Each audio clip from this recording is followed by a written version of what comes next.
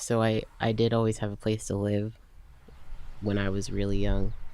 We stayed with a few relatives, me and my siblings, and then we got split up at one point in foster care when neither of our parents had custody of us, and there was the whole lots of court stuff. So it's, I don't know, it's kind of a mess.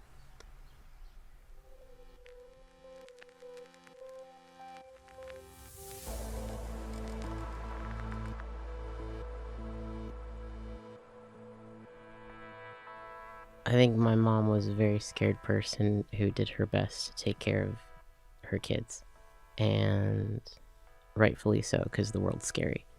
And the world was made to be scary very much by my biological father. I mean, even now, there's like safety is an idea. It's not a reality. It's like a perception or like something you tell yourself to feel better. I was court ordered therapy since 4 years old, so I've pretty much been in it and out of it again. Me then didn't have a good relationship with anything, like my mom included. It was just the world was black and cold. I don't think it was so much that she didn't care. Internally, she did care a lot and she was trying to, but I don't think that she knew how to care for someone that was doing that stuff that was so extreme, because I was really hurting myself. And like, it was bad. It was a lot for her. I was going through a lot. I'm still going through a lot, but I'm not under her roof anymore, so.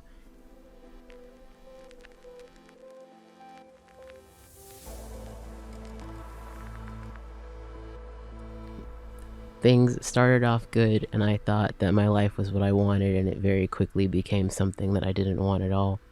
And it just felt like I had no control over anything, and there was no way out. Ended up at the hospital again.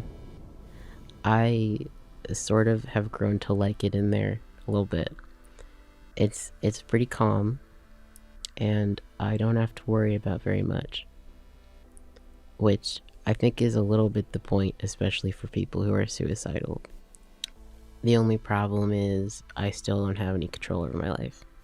When you go into the hospital, they talk about not releasing you until you have a discharge plan.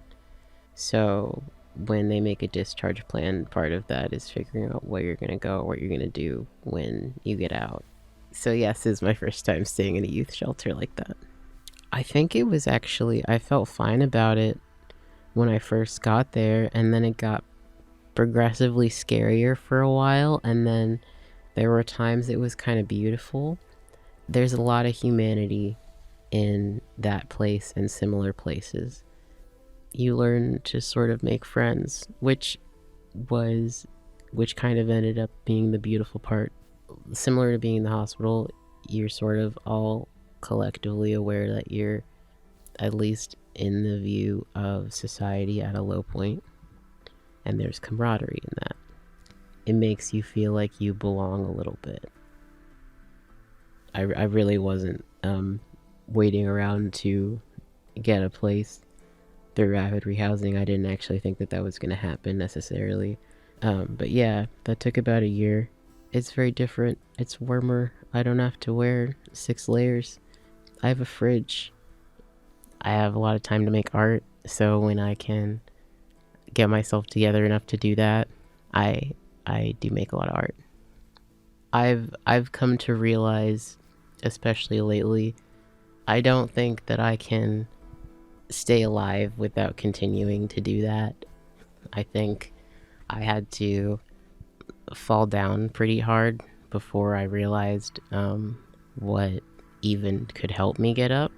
I don't know. I think people are struggling in ways that are less obvious than people think